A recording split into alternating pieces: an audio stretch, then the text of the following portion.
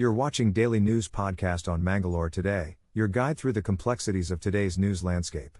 From local achievements to challenges we face, we're here to bring you the full picture. In a tragic incident in Hoigabale, a young laborer lost his life as mud caved in during drainage work. Kamal Hussain, a 20-year-old laborer from West Bengal, was one of the 3 workers inside the trench when the accident occurred. Despite the swift efforts of locals to rescue them, Kamal couldn't be saved and succumbed to his injuries on the way to the hospital.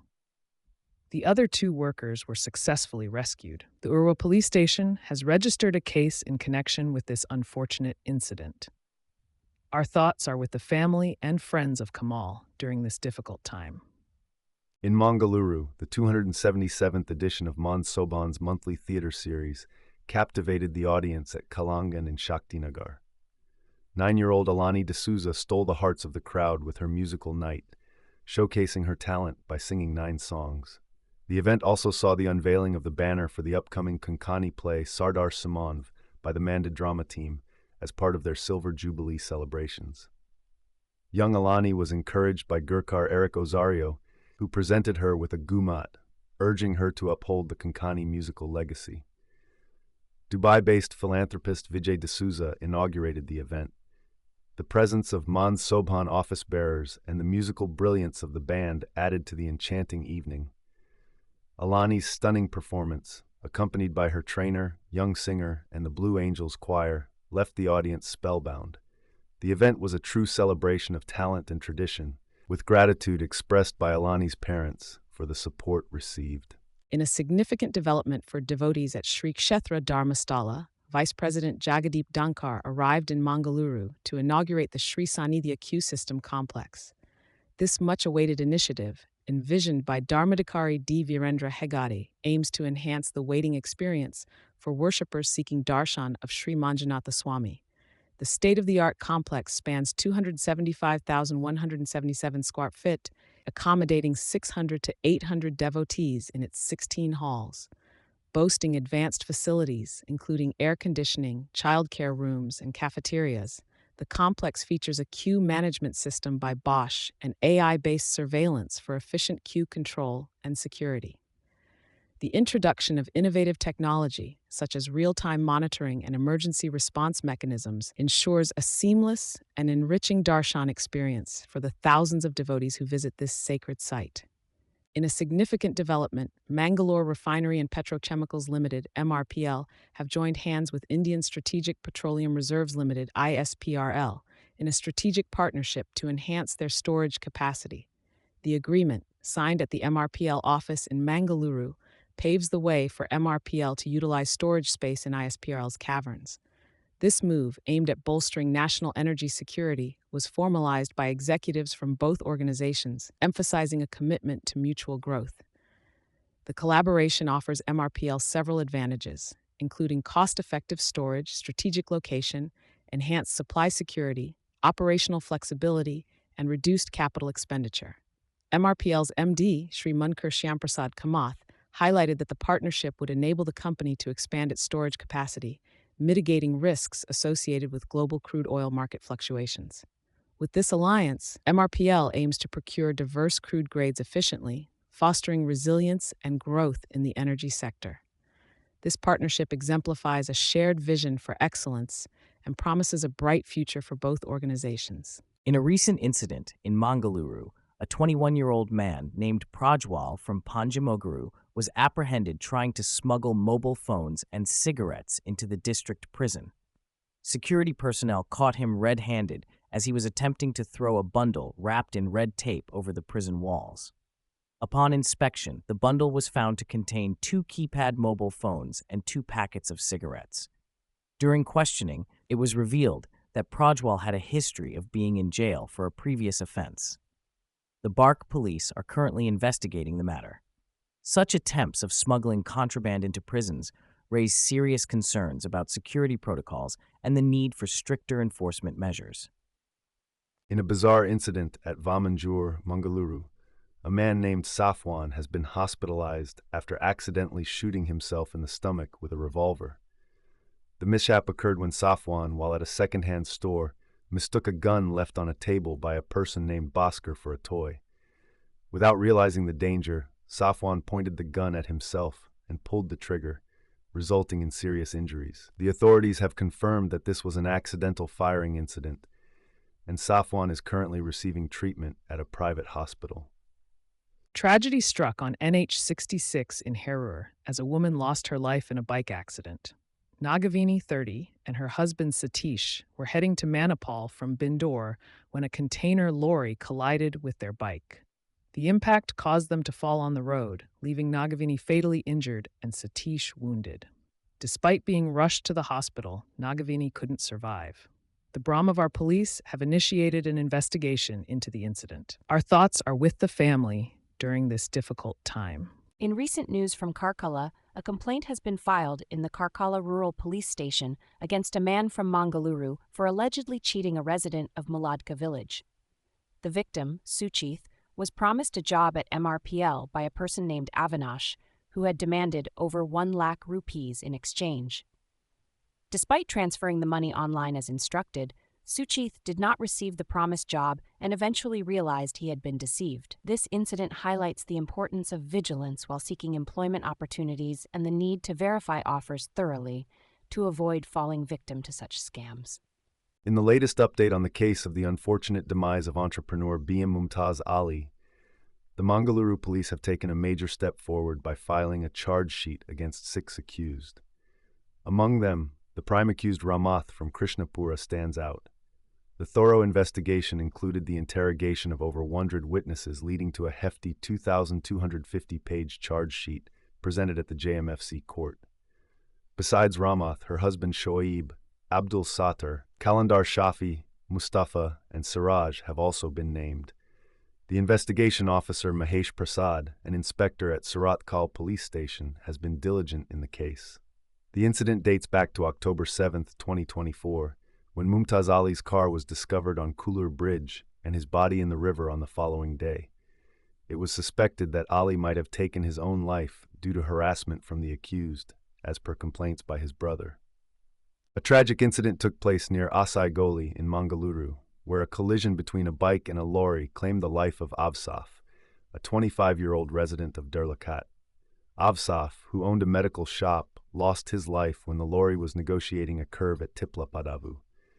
Despite being rushed to the hospital, the young rider succumbed to his injuries. Our thoughts and prayers are with the family and friends of the deceased during this difficult time. Drive safely and stay cautious on the roads to prevent such unfortunate accidents. In Udupi, the Deputy Commissioner K. Vidya Kumari has taken a strict stance against the delay in completing the Indrali Road Overbridge project. The contractor responsible for the project has been directed to blacklist due to the prolonged delay in its completion, causing inconvenience to the public and road users.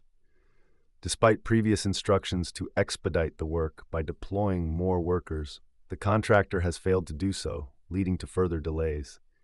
Superintendent of Police K. Arun has warned that if more accidents occur at the site due to the delay, criminal cases will be filed against the contractor and engineers. The district administration is adamant on completing the project swiftly for the safety and convenience of the people. In Udupi, the police have taken action against Meenakshi Sarawat from North India for delivering a controversial speech at an event in Purnaprajna Auditorium. The administrative manager of Admaru Mutt, Govindaraju, has also been named in the case for organizing the program.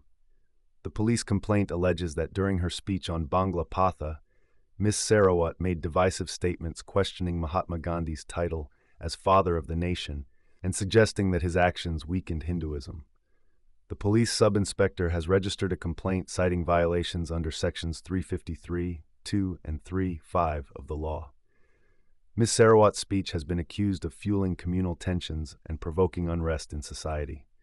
In a major development, IT giant Microsoft is set to invest a whopping USD $3 billion in India for the expansion of cloud and AI infrastructure in the country. This announcement was made by the company's chairman and CEO, Satya Nadella. Mr. Nadella expressed his excitement for the significant investment, stating that it is the single largest expansion ever done by Microsoft in India. He highlighted the rising momentum in the country, emphasizing the importance of empowering every individual and organization. Microsoft aims to train 10 million people in AI skills by 2030 as part of their commitment to support India's technological growth. This investment signals Microsoft's dedication to contributing to the flourishing tech landscape in the country. Mangalore makes headlines today as we bring you the latest updates on the upcoming Delhi Assembly elections. The Election Commission has announced that Delhi will go to polls in a single-phase election on February 5th, with the results to be declared on February 8th. Chief Election Commissioner Rajiv Kumar emphasized the transparency and meticulousness of the electoral procedures, stating that any irregularities will be swiftly dealt with. The Aam Aadmi Party, led by Arvind Kejriwal, is aiming for a third consecutive term in office in the national capital. The election schedule was released following the publication of the final electoral roll, which saw a net increase in registered voters. Chief Election Commissioner also addressed allegations of voter roll deletions and EVM manipulations, asserting that stringent processes are in place to prevent any malpractice. CEC Kumar reassured the public that EVMs are secure and tamper-proof, dismissing claims of manipulation. He emphasized the accuracy of voter turnout data, stating that the process is transparent and comprehensive. Stay tuned to Mangalore Today for more updates on the Delhi Assembly elections. Puducherry, February 10, 2025. Union Home Minister Amit Shah emphasized the need for Indian investigation agencies to leverage modern technology to apprehend fugitives. He inaugurated the Bharat Poll portal to expedite international cooperation for agencies. The real-time interface is a key feature of the portal developed by the Central Bureau of Investigation, CBI. It allows seamless connectivity between central and state agencies, with Interpol expediting investigations. Mr. Shah stressed the importance of utilizing modern tools to bring absconding criminals to justice. The Bharat Poll portal enables sharing information with 195 Interpol member countries. The implementation of 3 new criminal laws by the government enhances the prosecution of fugitives. The Home Minister urged the CBI to train states on utilizing Bharat Poll and navigating Interpol notices effectively. The CBI and National Central Bureau of India oversee Interpol-related matters. In a surprising development, Canadian Prime Minister Justin Trudeau has announced his resignation amidst growing unpopularity within his ruling Liberal Party. This decision comes as general elections are scheduled for later this year. Meanwhile, U.S. President-elect Donald Trump has once again floated the idea of making Canada the 51st state of the United States. Trump, who has had a strained relationship with Trudeau, has been advocating for this merger, citing benefits such as reducing tariffs, lowering taxes, and enhancing security against external threats. However, there has been limited response from the Canadian side regarding this proposal. Trump has even threatened to impose tariffs on Canadian imports if certain conditions are not met. The situation remains tense as Trump continues to push for this unconventional idea. In a shocking incident from Hardoi, Uttar Pradesh, a 36-year-old woman named Rajeshwari has reportedly abandoned her husband and 6 children to elope with a beggar named Nanhi Pandit. The husband, Raju, has lodged a police complaint under Section 87 of the Bharatiya Nyaya Sanhita, accusing Nanhi of abducting his wife. Rajeshwari left her home on January 3rd, telling her daughter she was going to the market but never returned. Raju suspects Nanhi of luring his wife with the money he earned from selling a buffalo. The police are now on the lookout for Nanhi, as per the complaint lodged by Raju. This case has raised concerns, leading to the registration of a case under Section 87 of the BNS, which pertains to kidnapping or abducting a woman with the intent of forced marriage or illicit intercourse. Police are taking necessary actions to locate the accused and ensure justice is served in this distressing matter. In a tragic accident near Obalpur Gate in Madhugiri Taluk, 3 individuals lost their lives as their motorcycle collided with a tractor. The victims, identified as Ashif, Mumtaz, and Hussein from Goodnahalli village, were aged 12, 38, and 48 respectively. Upon receiving the news, the police promptly arrived at the scene and transferred the bodies to a nearby morgue for further procedures. Our thoughts are with the families of the deceased, during this difficult time. Stay tuned to Mangalore today for more updates on this developing story. Justin Trudeau has announced his resignation as the leader of the Liberal Party of Canada after serving as Prime Minister for 9 years. Amid rising dissent within his party, Mr. Trudeau stated that he will step down once his successor is chosen through a nationwide competitive process.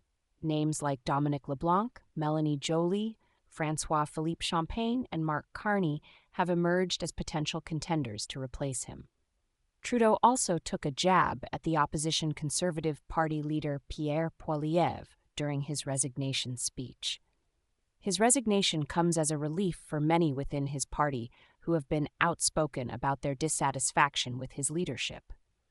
The future of Canada's leadership and its geopolitical standing hangs in the balance as the country prepares for new elections.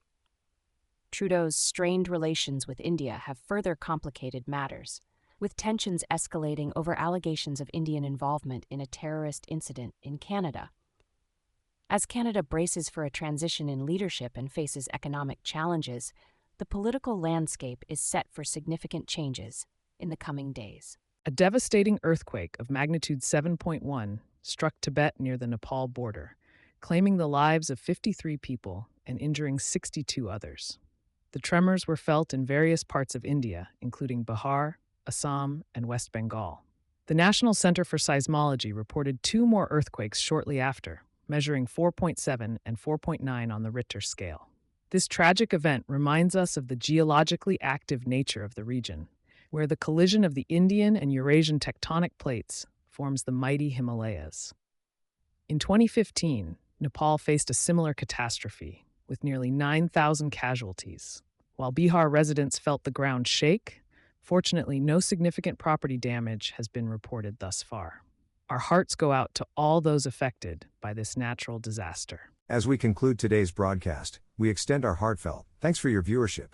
For more on the stories we've shared and beyond, our website mangaloretoday.com awaits your visit.